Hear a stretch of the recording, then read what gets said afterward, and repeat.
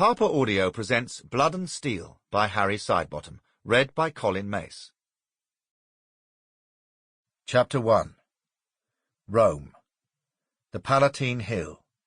The day before the Nones of March, AD 238. It was still dark. The Praetorian prefect liked to walk in the imperial gardens before dawn. No attendants were with him, and he carried no torch. It was a moment of calm and solitude, a time for reflection, before the duties of the day, the duties that always seem to stretch away like a vexatious journey with no evident ending.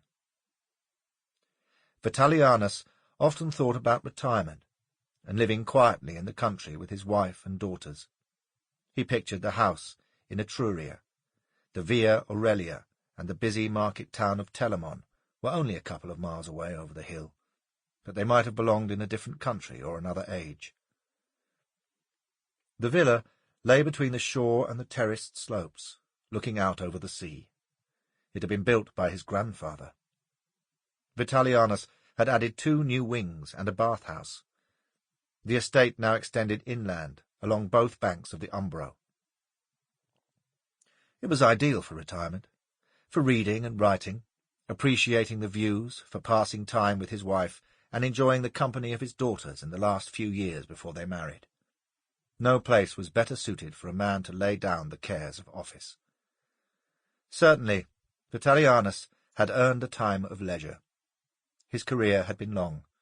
Commander of an auxiliary cohort in Britain, legionary tribune with the 3rd Augustan in Africa, prefect of a cavalry unit in Germania, procurator of imperial finances in Cyrenaica, 4 years with the Moorish cavalry, leading them through the Eastern campaign and then to the Rhine, decades of service across the breadth of the empire. He was no longer young, past 50, and needed to rest, but duty still called, and the additions and improvements to his patrimony had not come cheap.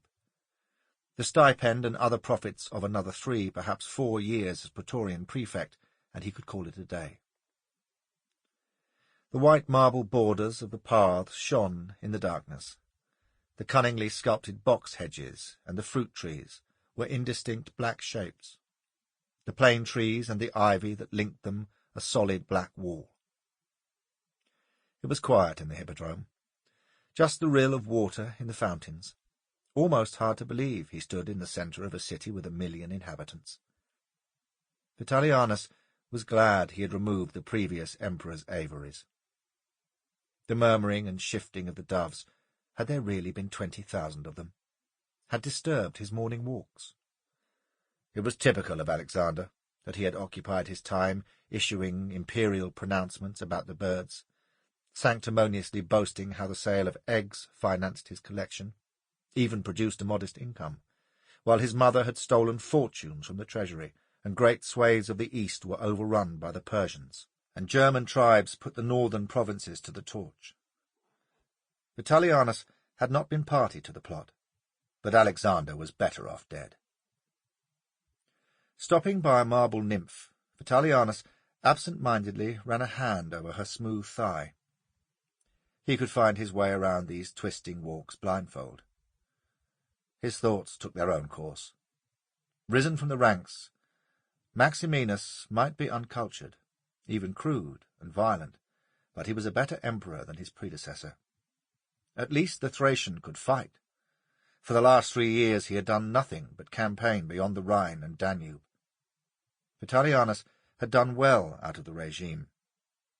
Promoted first to governor of Mauritania Caesariensis, then to deputy Praetorian prefect.